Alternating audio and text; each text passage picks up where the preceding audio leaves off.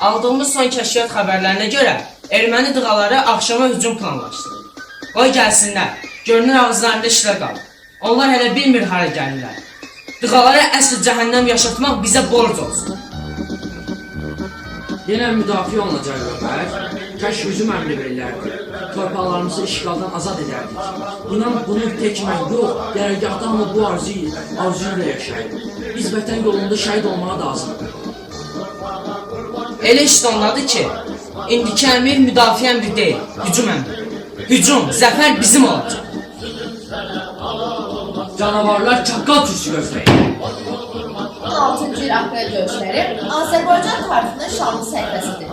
Ordumuz qəhrəmanlıq göstərərək torpaqlarımızın bir hissəsini azad etdi. Bu zəfər böyük qələbəyə aparan yolun başlanğıcı oldu. Şəhidlərimizi qürurla andıq, ruhları şad olsun.